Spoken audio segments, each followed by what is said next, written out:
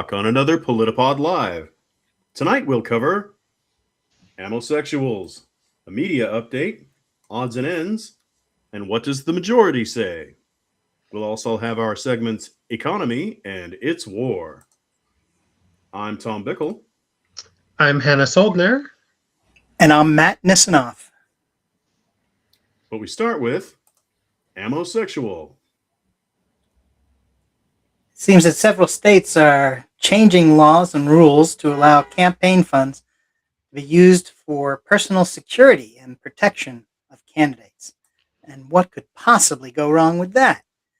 Of course, I'm sure everybody will show great restraint and will certainly not misuse funds to provide, say, militias or some other group of January 6th fanatics access to guns as security.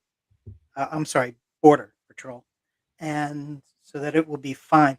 What do you guys think about this? What did Tom, Hannah, are you up on the guns for candidates issue?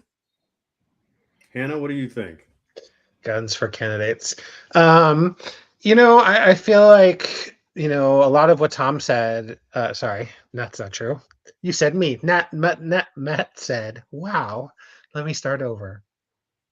I feel like national security or crime or whatever has been such a rallying point for politicians, both to put as the backbone of their platform or to raise money against or whatever. And if you'd listen to them or listen to the media around them, you would think that the world is just getting worse and worse and worse and worse.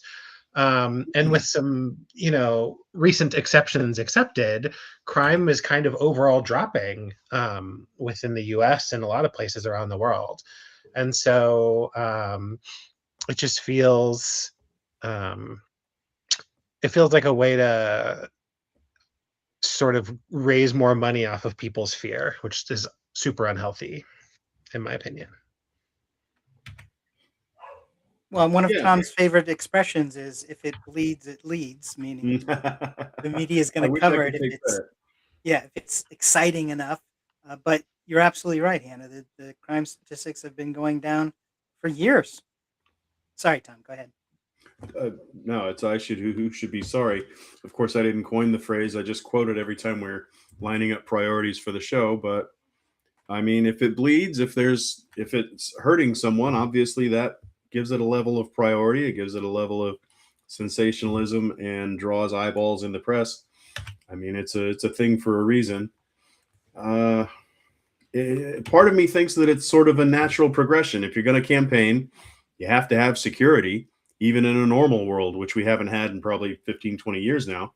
But you have to be secure. You're going from place to place. You're standing on a big open stage, indoors or out, and bad things can happen. On the other hand, I feel like it's a sign of the times that political violence and the threat of political violence is hyped more now than any time in my recent memory, which may not be all it should be, but I feel like it's, and in my considered opinion, I think that is mostly chalked up to our current president.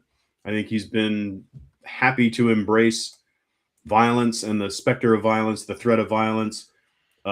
He knows that the people he brings into his tent like that sort of thing. They don't understand politics. They can't name the three branches of government, for God's sake, the most fundamental, simplest things that you learn the first day you crack a book to learn anything about government. They don't know jack about that, but they sure love to pound the table, and they love to allege that whoever the enemy is, they're taking something from you, and by God, you better do something. What do you think that something is? Study up on the referenda and vote? No, of course not. It's you better knock the hell out of them, and I'll pay for your lawyer and all this stuff. And I think it's always been a problem. I think the kooks have always been out there, but rarely have they been bugled to from the top the way they are now. The way they, and every time Trump lays out a decree, whether it's for something he's been banging a drum on for 10 years or a brand new foe that just turned on him last week. If he'll call people out on his social media, and before you know it, they're inundated with death threats and doxing and violence threatened against not only them but their families, their kids. It's un-American, it's unfair, and I hope someone shoots them all. No, I'm kidding. But it's terrible, and it's been drummed up into existence. We can't pretend that it's not largely owing to one person and their effect. And I don't really know what we do about that. Sorry, I cut you off before you even get started, but one thing I don't understand is, why is it so hard to enforce the law against these people? If you're harassing people via email or phones, there's got to be ways to track that down. Maybe Kash Patel could have one less at night and work on that. There's got to be a way to enforce these things, though. But from Paul Pelosi to these others that have been actually hurt, much less the people who are just being harassed and browbeaten and threatened with their safety. There's got to be ways to track these people down and make examples of them. It seems to me like the way we're doing it in this country, you rarely hear about it. They don't talk about it. They keep it under wraps. Maybe they don't want to embolden other people by, monkey see, monkey do, copycat sort of things as a concern. But I think we're keeping it quiet to the detriment of the overall benefit. I feel like there has got to be some good in naming these people and letting people. Right now, I feel like people are emboldened. They don't see anyone getting in trouble for it, so they feel pretty free to do it. I feel like if we caught some people and put their name in lights and put them in the headlines and let people know that people are being prosecuted for this sort of thing, they are being caught, they are being held to account, they are being interrupted in their convenient, ignorant daily lives, and they can't just get away with it, maybe that would help suppress it. I don't know. Yeah, I was going to say I certainly can't offer us, the solution. I wish that I could. Certainly on this issue, I wish I could. And at the same time, you were mentioning there's elected official from out in Arizona who was shot in the head. She survived, but she had to resign from office.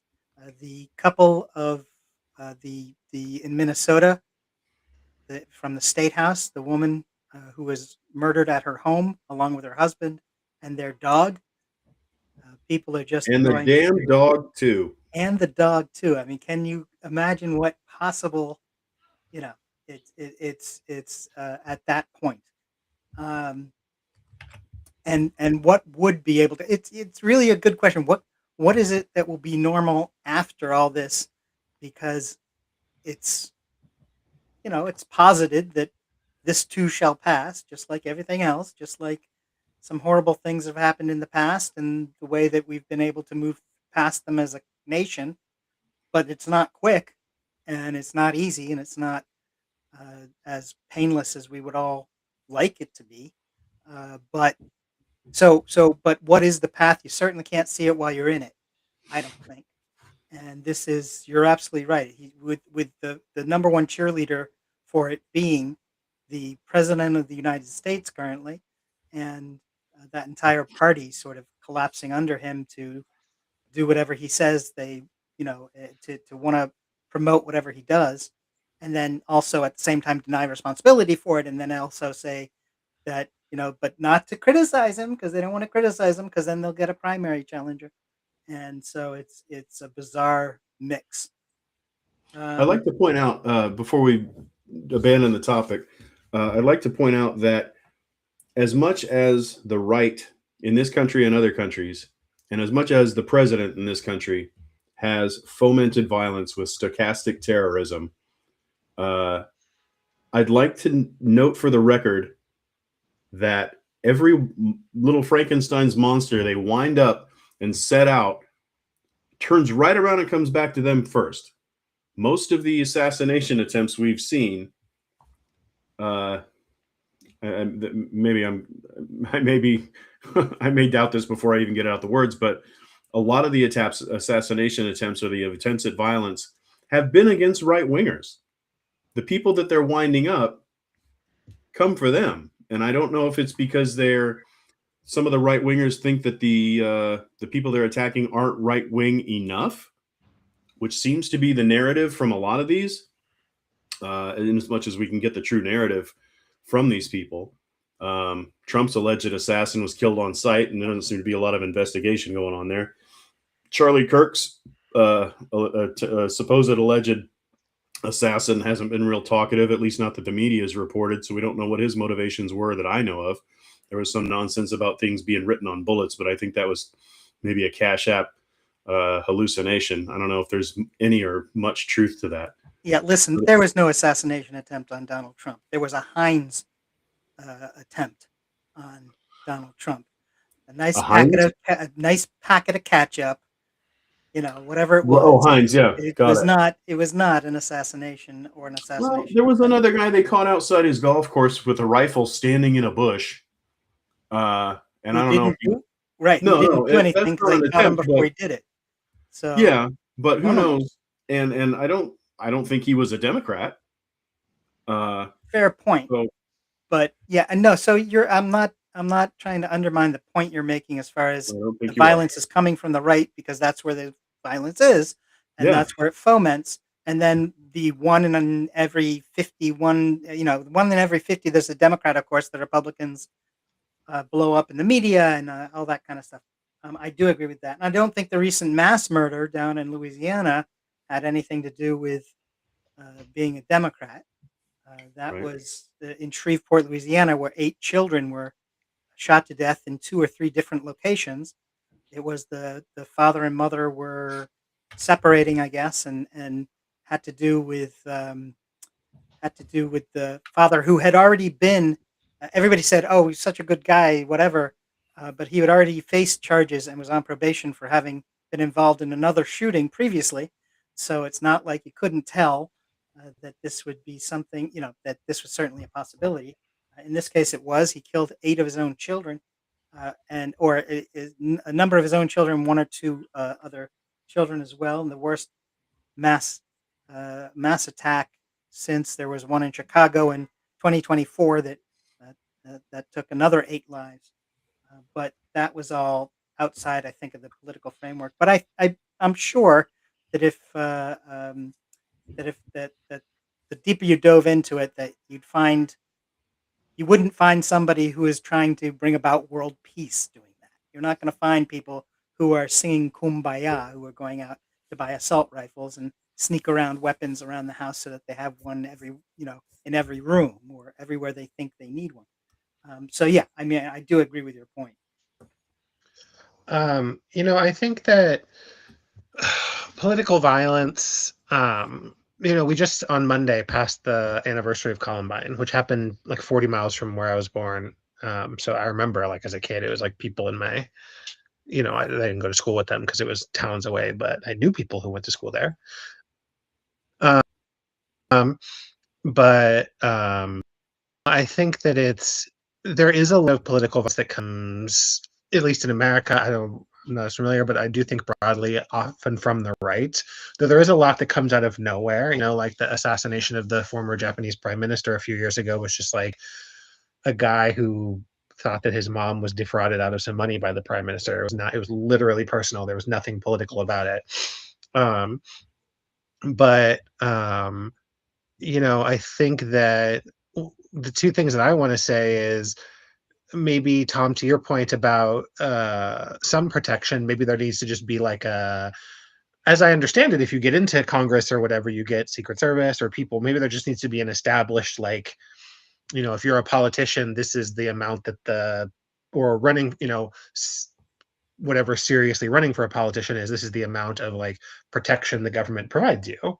And then conversely, I think kind of what, frustrates me is, like, I don't know what the answer is, but it seems so much like there's just like, what we've learned is that the answer is not nothing, but that seems to be the answer that people keep proposing. And so it's like, even if something isn't like if you come up with something and I don't know what it is, I am a big believer in gun control, but whatever. If you try something and it moves the needle in some way, then that's something. And then you can try something else. But it feels so much like this, like it reminds me of this Simpsons episode where this person's like, couple's like, we've tried nothing and we're out of ideas. And it feels very much like that. It's like, are we gonna do anything?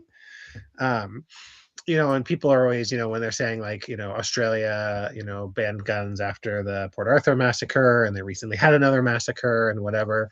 And sometimes people are like, well, this is America, that won't work there. But it's like, just try something, see if it works at all. Like it's tragic when anybody dies, but if half the people die, that's something, I guess. It's something. It's still a tragedy, but it's something. And I'd like to point out, not that long ago, that it was Donald Trump who decided to remove protection details for Kamala Harris and Hunter Biden. I'm not sure how that figures into the discussion about campaign protection, but once you're in Congress, once you're in the government, or back out of it, it's not a guarantee. Not a guarantee of government provided protection, especially when one jerk at the top can just flick that switch and say, no, not anymore. Right. And it certainly wasn't a Republican who wound up losing their protection. It was all people who were from a particular political point of view. Yeah, excellent point. Some things have to be done in a fair manner, as opposed to on one individual's preferences. Speaking of preferences, I have a preference that we move on. So we will. We're going to move on to the economy and the issues, a handful of issues that have come up since the last time we've spoken about it. Hannah, you want to take the lead on this? Yeah. So there's been, I haven't checked recently, but people are still kind of talking about the sort of economic backlash, mostly as it pertains to the war in Iran, and basically discussions about like, is stock leveling off, is gas prices coming back to normal or whatever. And so there's this discussion, and I feel like it's unfortunately, when I first proposed this as like a section, things have already changed super rapidly since. But there's all these people who are watching, like, what is the level of return to normalcy? And then I actually saw, I think today, though I don't have a source on it, so before repeating this, check it somewhere else. But I heard that a group of people have pushed against Nintendo, who might be getting some money back on tariffs, and requesting that they rebate back to people who bought stuff from them, especially if you bought it online. It's easily trackable, et cetera, et cetera. That they should share some percentage of that. And if they win, of all the companies that I feel like maybe should deserve a sticking to, Nintendo is not the high one, but I feel like a win is not nothing if people are able to reclaim some of that money. A legal precedent would be nice and would certainly not be restrained to just the one company. Yeah, I agree. Yeah, exactly. And then this is actually, I think, last week now, but a lot of somebody who is the chair of the Financial Stability Board of the G20, or to the G20, I think he's actually on the UN, was saying that some of the brunt of what's happening because of the Iran war and everything else has sort of been absorbed because of the things we put into play post the 2008 financial crash.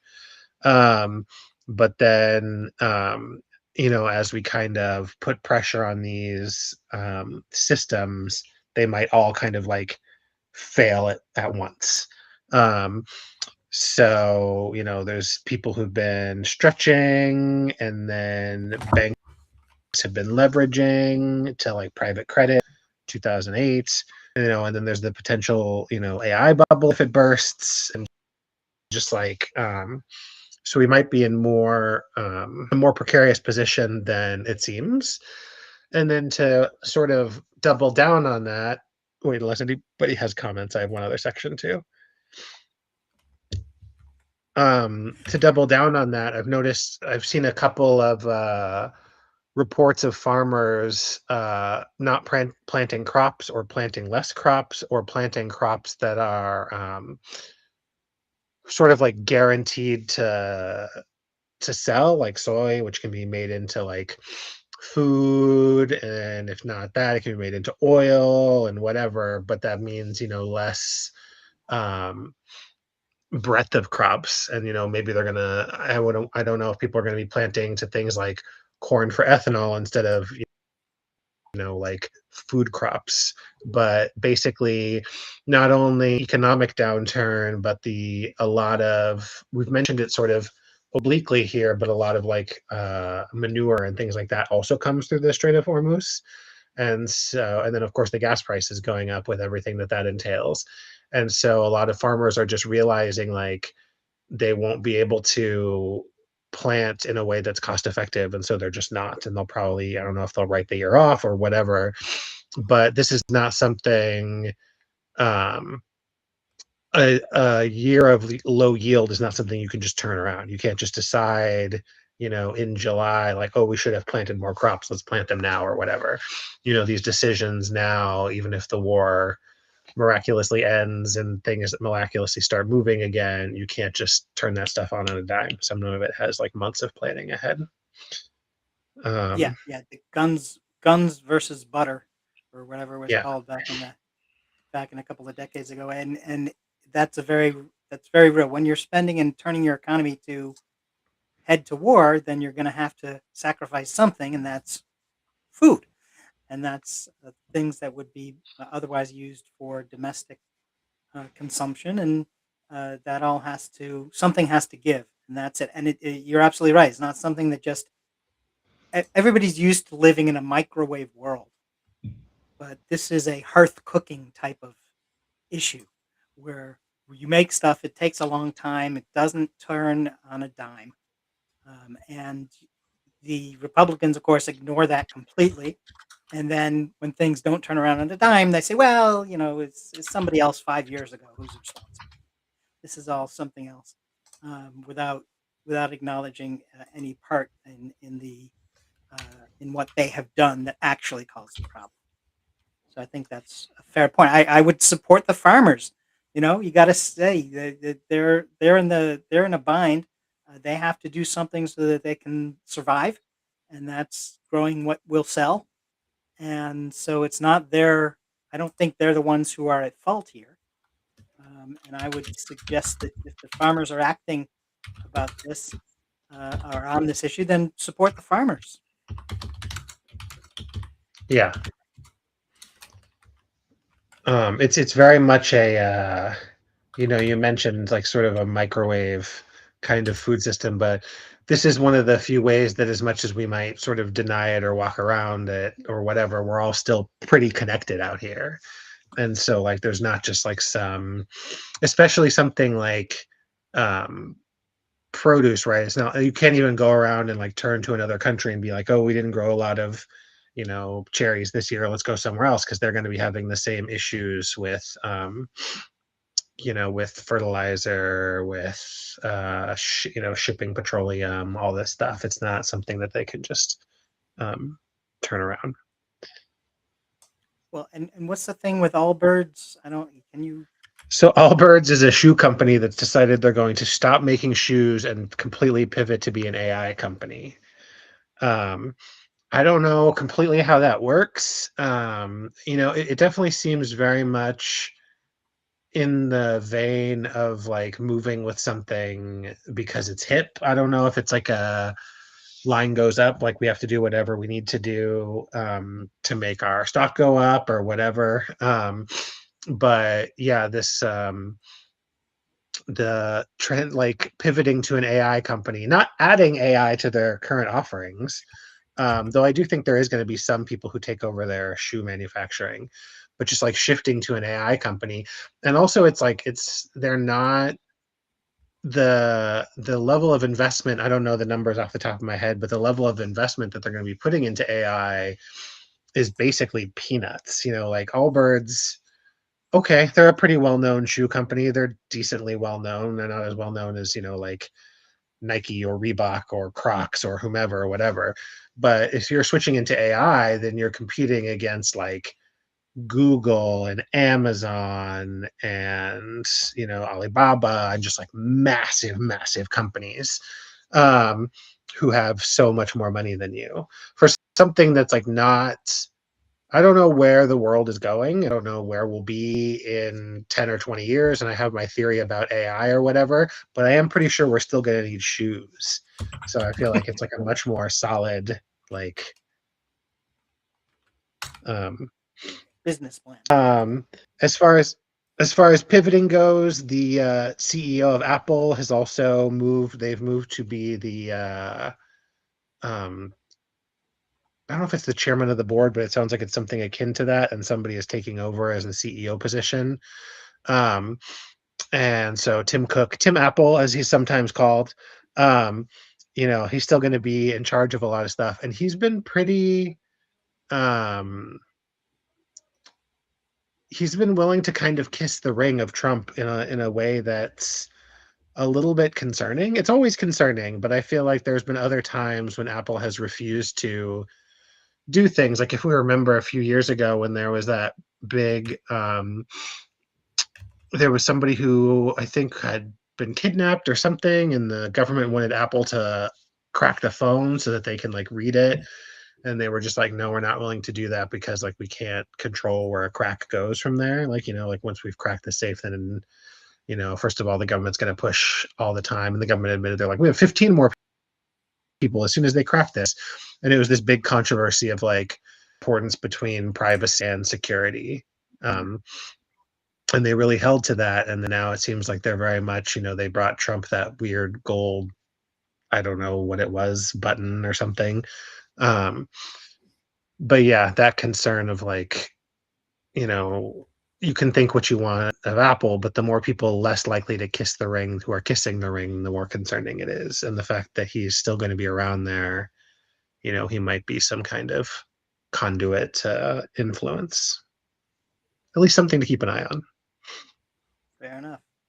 Yeah, and we've got some chat activity here from Twitch. Can I share some of that with you? Yeah. Right ahead. So we've got some commentary. Billy Bugbath has been commenting. He followed us through the Amosexuals segment and chalks it up to a lot about American culture and how we see ourselves. One comment he shares here says, really, America needs to come to the table as an equal and build equitable trading relations. The world needs a good USA. No more supremacy, though. That's the trouble. So he's chiming in on our economy discussion here, of course. Yeah, Billy. Yeah, Bugbath, excellent point. Yeah, I think that there's there's obviously, we can talk the rest of the show about the issues of supremacy, but and why that's. I think that there are parts of the sort of American mythos that are still kind of. It doesn't have to be America, but there is something nice about a place where people can theoretically go and, build themselves up into things and like, the American dream. And like, there's a lot of that stuff that we've realized is like, doesn't quite work that way. But, to have this rapid shift of like, we don't care about anybody else. We only care about ourselves, and to hell with everyone is really like, it's bad. It causes a real disruption, and the so-called middle countries like Canada and others that are starting to react to it and change how they do business, and trying to figure a way to not include America. That's going to affect us later. That's going to affect us down the line, and it's all, frankly, all to their good. They're doing something that's going to sort of help all of those middle countries, but that is the supremacy thing coming out of World War II. We were the big guy on the block, and because of it, because Europe was in ruins, because Japan was in ruins, and part of Asia. It was we were the only ones who were around to make things. People had to buy goods from America, and that's why that '50s boom occurred, because we were the only player that people could go to. And so, but it's the world has changed, and that was 70 years ago now, and they've been able to re put themselves together, and things are different in the modern world. And to, as you pointed out, to just throw that away and say, we're the leader, but screw you, and we're just out for ourselves now, and you're all on your own. That doesn't help us in the long run, or even in the short run, I think some would say. Yeah, and I mean, like, I don't, you know, it doesn't have to be America for me, right? Like, I'm trying to resist the like tendency as an American to have exceptionalism. I don't care if it's Japan or Thailand or Nigeria or whomever, Germany, a lot of countries who also have some historical issues, but who are doing, quite well economically and have some really progressive ideas. And I love the idea that we could look around and, not just us, but everybody could look around and be like, hey, like, what if we took the healthcare from Scandinavia and the, whatever from here and the whatever from here. But I do think that it's yeah, I wish that there's nothing gained and there's no love or joy in me being like, oh, we're so much better than everybody else, and it's even worse when we're doing that and being bullies about it for some reason. Tom, any thoughts before we move on? Nothing additional. Fair enough. All right. Very good. There's your economy section for the show. Now on to media update. And this is just bringing in some things that have happened and that we've heard of through the media. Of course, the big one on my mind actually is that the Onion is apparently finally finishing up taking over InfoWars. And so it will be great to see that actually happen if it is. But there's still some question about it. But that whole issue is renewed and has come out again because the Onion is once again sort of hinting that they're really close and that it's going to happen anytime. And it couldn't happen to a nicer entity than InfoWars. What else is happening in the media world, guys? Gals? Kash Patel is suing the Atlantic for reporting that he's a big fat drunk, and that they had to crowbar him out of his office because he was too shit-faced to get up and answer the door. They worried for his safety. He's been such a lop that he couldn't log into his machine, and he panicked and thought the boss had fired him. Like, I don't know, he ran out. I suppose he ran around in tight little circles until they managed to calm him down and get a hold of tech support. So that's a fun thing going on in the media. Yeah, 250 million is what he's asking for. Yep. Yeah. Fantastic. We earned every penny, I'm sure. Yeah, exactly. And also, I heard that Trump hired a felon to run the Navy, as John Felon, the Navy secretary, and he has apparently somehow lost his position. It's not clear in the reporting that I've seen whether he was fired or he left, or whether Hegseth somehow fired him like he fired the Army guy. But there's a new Navy secretary, and that's because John Felon is out. Yeah, the new secretary is, I guess I don't know if he's a politician or just had political things. I did a quick Wikipedia on him. His name is Hung Cao. And he was born in Vietnam, and then his family moved somewhere in Africa. I don't know where. I just saw a quote that he said that he's African American. And then he was in, I think, California, trying to do a couple of different campaigns that he lost, and now he's the acting Navy secretary until they find another person. But I think felon now marks the fourth person who's been out in the administration. And the first guy, let it not say that Trump is only after women. Um, but we'll see how. I was going to say we'll see how long this other person lasts, or if he gets replaced, or what will happen. Who knows? Well, I think that the term acting is very apt. Yeah.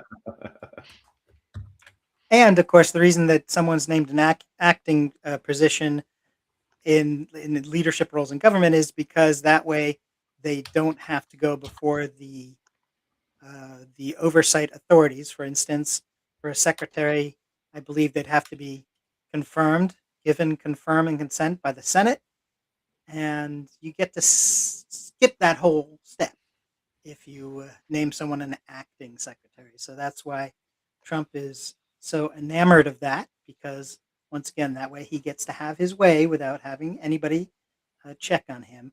Another way that he just avoids responsibility. Sort of Shall we?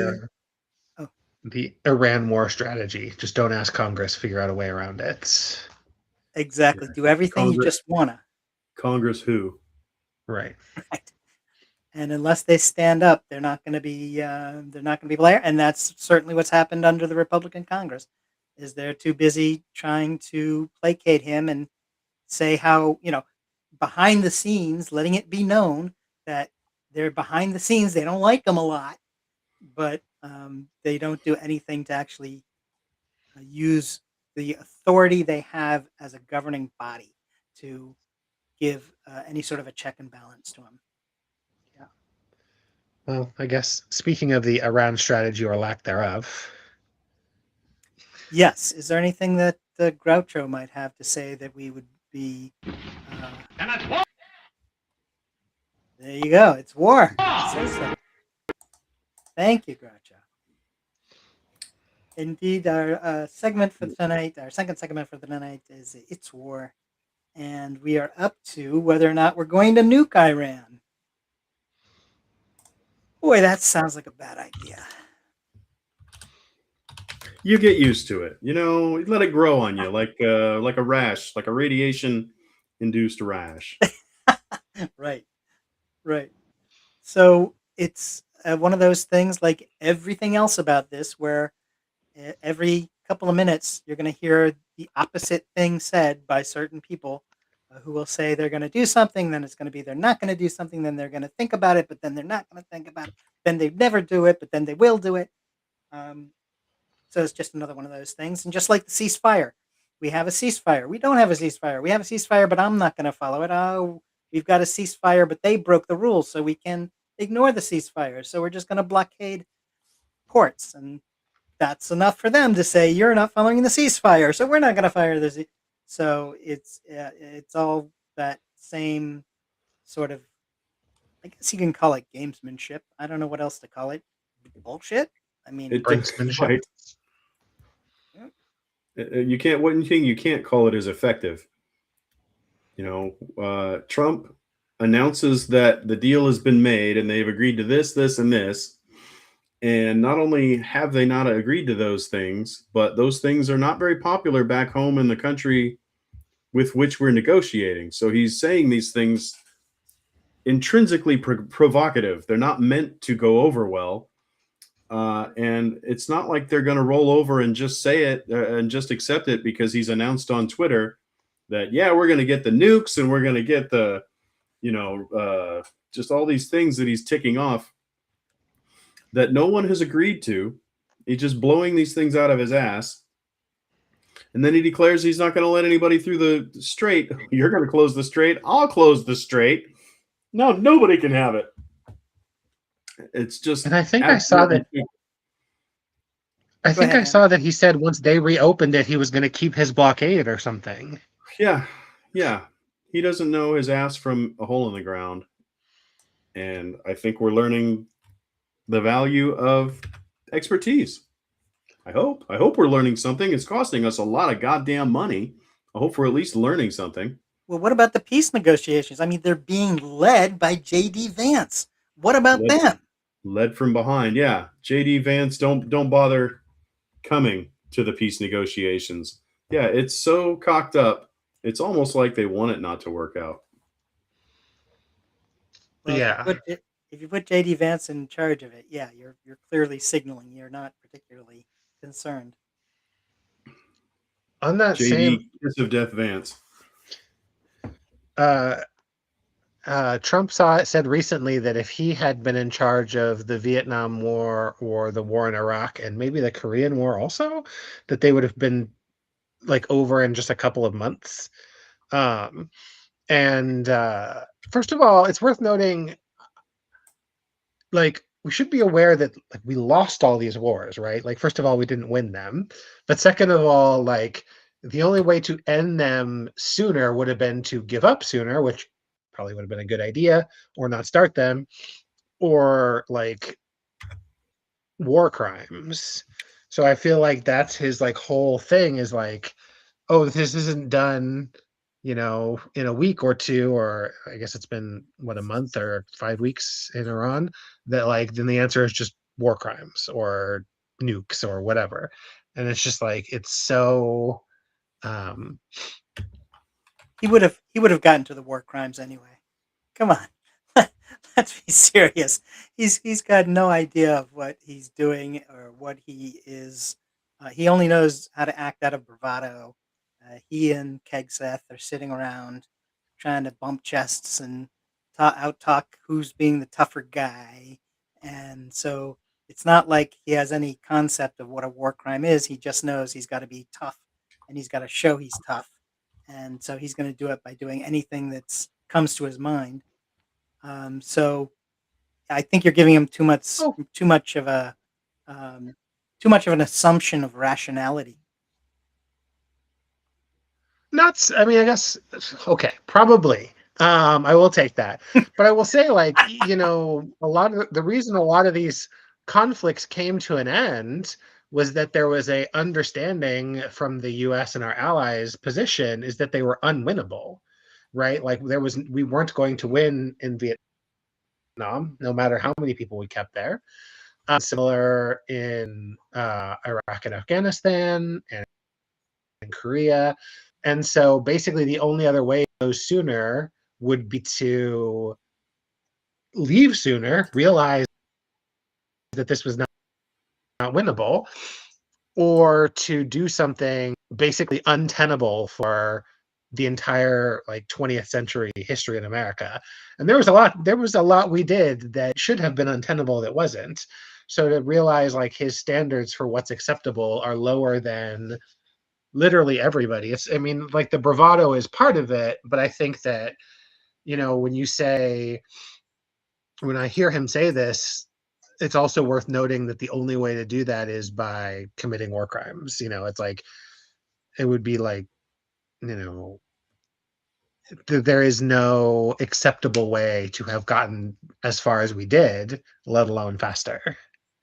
And so I Yeah, just think that yeah, that's worth realizing. yeah. Absolutely a good point.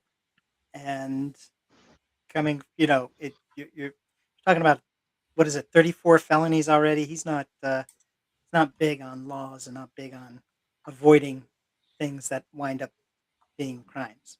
I think is a fair point. But yeah, I understand what you're saying.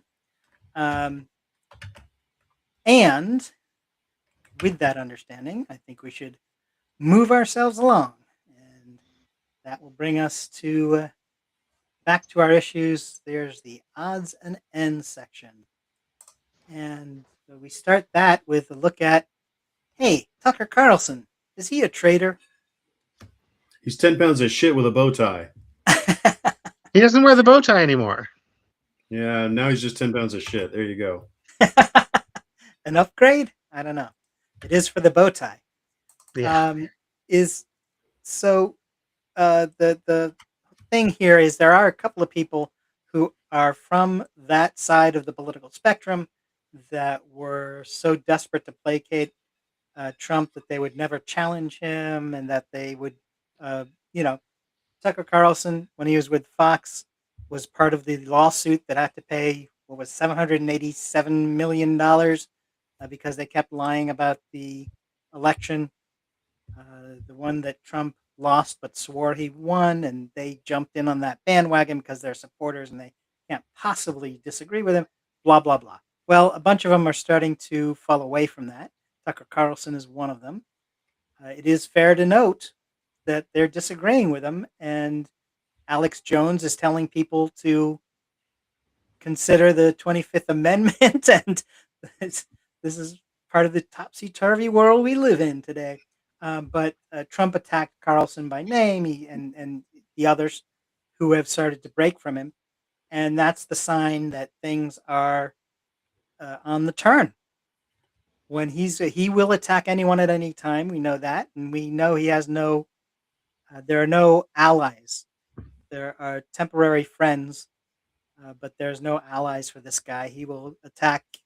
Trump will attack anyone at any time for any reason, and if he thinks he's, being cute or being strategic or being, who knows, showing that he's the top dog, whatever it is he's doing, he will turn on anyone at any time. But now he's going after Carlson and the others in the right wing media who disagree with him. So that's definitely, I believe, an odd or an end or both. Definitely not. And an end. Too true. And speaking of people, have we talked about the Navy Secretary who has? Hold on. We haven't done. I'm not done shitting on Tucker Carlson. Oh, go please. From please, great please. height. What an awful piece of crap! And for him to pull this showbiz mea culpa, which is with the wateriest apology I've ever heard. Show me, fucker Carlson. Show me you care. Show me you've changed. Show me you've changed even your thinking. Carry some water for the other side. Don't just go on your show and get some clicks and some likes and some media coverage because you're taking the big brave step away from Trump, falling like a rat off a sinking ship, like a scab from an abscessed pustule. You fall away because you're not doing anything anymore. Okay, fine. If you really have found some shred of principle, which I'm sure did not ever exist in your body and doesn't now, don't forget, this is the guy who was Fox's top guy during that period when they were committing all the sins that they had to pay $750 million to make it right with some of those they hurt. This is their top guy. He was on every night, had their top ratings, out there banging the drums, selling the Trump brand. And now that Trump's turning into a pumpkin after midnight, now they found religion. Now, okay, great. I mean, get on the bandwagon and help drive this demon back to hell. Carry some water, burn some calories, burn some of that media cred that you've built up. You've got people who follow you. Make it pay. Put some skin in the game. I want him out there every day for the next 6 months until this guy's in the ground. Yeah, it's not. I think you're. Otherwise, it's all bullshit and talk is cheap, and I don't buy it. Keep walking. I hope you fall down. Right. This is. I don't know that it's anything more than just political posturing because it's a ploy. He's trying to find a way to get back behind. Today it's J.D. Vance. Tomorrow it will be somebody else. By the end of the month, who knows? Yeah. But they're trying to reposition themselves because they see a lame duck and they want to get away. The parasite knows the host is sick and he's looking for a new one. That dude. Right. Excellent point. We'll move on now. We mentioned the Navy Secretary who had gotten bounced and is out and been replaced. And there's another secretary, this time the Labor Secretary, who's called it quits. Anything on their resignation?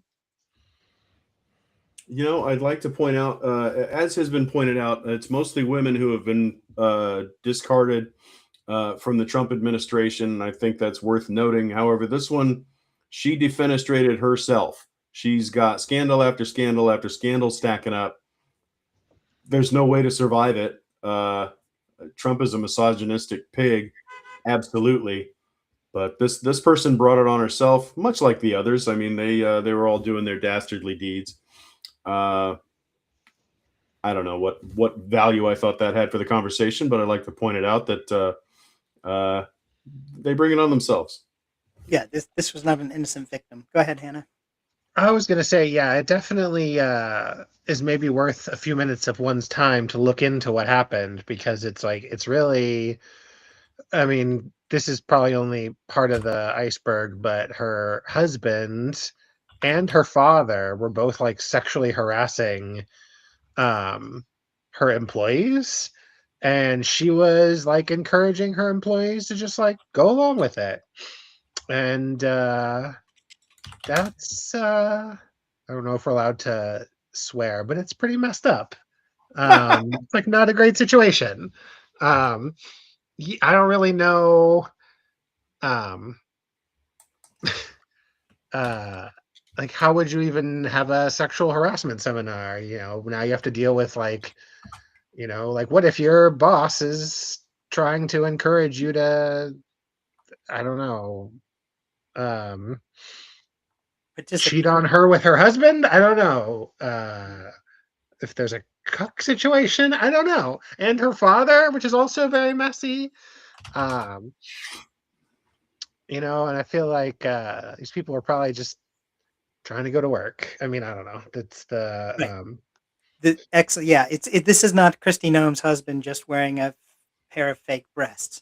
This is the boss actively telling employees to accept sexual harassment from her own husband and her own father, and that's a whole nother level of just absolutely bizarre behavior.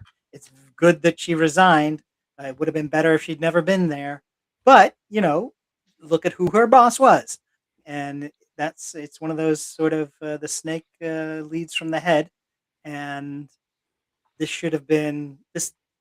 While it's disgusting, I don't know that anyone could say that it's necessarily a surprise that this kind of behavior is coming out from those who are employed by someone who has done far worse. If you look into the Epstein files, I know the military is in action, so we shouldn't be talking about the Epstein files. And Not so who close to an election, for God's sake. yeah, who's who in the world is talking about the Epstein files anymore? Gosh. Melania. It just wouldn't be proper, Matt. It wouldn't be right. It's not It's fair. not, it. Hey, thoughts and prayers. Thoughts and prayers. But yeah, here we are. The secretaries are as bad as the boss. I don't even know if she got a pair of those fancy shoes that he bought everybody else for the cabinet meetings, but that's not important right now. What is important is she did resign, and we'll see. I mean, he'll try to find somebody worse. We know that from the people he's replaced the other people with. But who in the world can he possibly get? Where'd he go I from mean, he's there? probably going to When hire her husband and father. Heard a lot of good things. Yeah, Yeah, Matt they already Gates know still the available. office. They know everybody. They know the layout. too true, too true, too good. But there is one other guy who should be considered, and that's probably John Fetterman, a Democrat from Pennsylvania, or at least perhaps Democrat this week. I don't know what's happening there, but there's been a whole lot uh, of of yeah. There's the guy. There's There's a Fetterman, whole lot of things going on with this all guy, dressed up. and yep, he put a tie on. They said put a tie on, so he put a tie on. Frankly, that's the class. That's pretty classy. I Yeah, think he's ready I'm for. with him on that He's ready to meet the because Queen. they Yeah, said they said puts a tie on, and he put a tie on. So you got to give it to him. However, he seems to be giving people a lot of things to talk about because this idea of sort of fluctuating and constantly. There's been several votes now where Republicans have voted against a Republican idea, like Rand Paul did recently, but then John Fetterman jumps in and votes the opposite way. So the fact that Democrats had picked up a vote is nullified because he jumps onto the Republican side and votes with them. Is he considering a party switch? I I, I don't know the answer to that, but I do think it's a fair question. And with the way that he's constantly weaving back and forth, I don't know how you could see that as a particularly brave thing to do or helpful thing to do, particularly with the situations that we're in due to the administration we have. Now, if anybody has anything on Fetterman, please go right ahead, and then we will move ourselves on. Nothing on Boo. Fetterman, but who is Eraserhead next to him? I'm curious about this. You know what? I do not recognize that fella. Although, is that the guy from Kid and Play? I don't know, but I loved him in Twin Peaks. All right, let's move on. Let's move on. Staffer or maybe a security guy. I don't know. Fashion We'll look consultant. into it though. We'll try to identify. If any of our viewers know who this other fella is, please let us know. You can email us at politipod@gmail.com, and we will not only announce who it is, but we will give you a tip of the hat and make certain that you're mentioned if you are able to do so.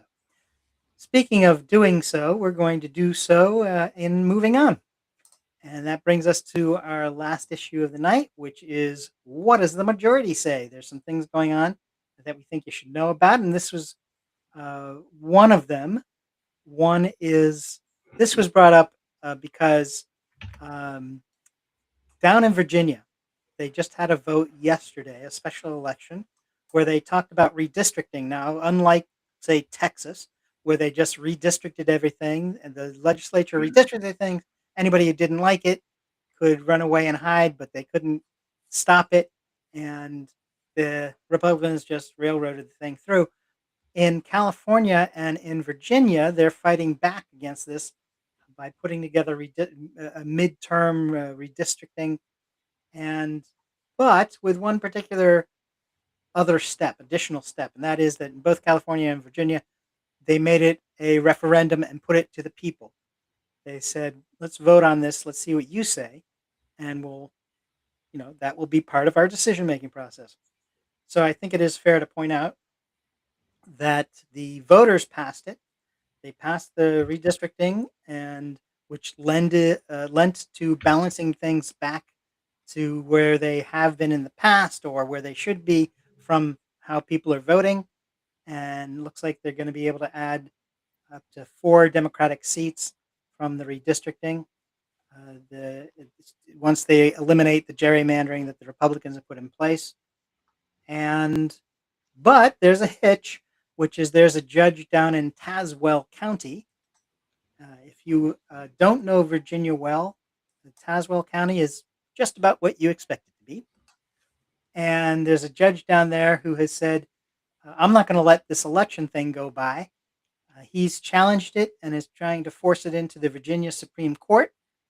So the results will not take effect until that challenge is met. Now, the big thing about his challenge is that he says there's no way people could understand what they were being asked. Voters couldn't possibly understand it. Now, I was not raised in Virginia, but I do have the wording. So I'd like to read the wording and ask you if you think you can understand this, or if, as the judge in Tazewell says, that this is way beyond you or your comprehension. And if there's anyone from Virginia in particular, I'd like to hear from you on what you think about it. The wording was, should the Constitution of Virginia be amended to allow the General Assembly to temporarily adopt new congressional districts to restore fairness in the upcoming elections, while ensuring Virginia's standard redistricting process resumes for all future redistricting after the 2030 census? That's it. That's all there was. That was the question, and that was the wording of it. Do you think Virginian voters could comprehend that? Because the Republicans are saying you probably can't. I think it's a good chance they understood it just fine.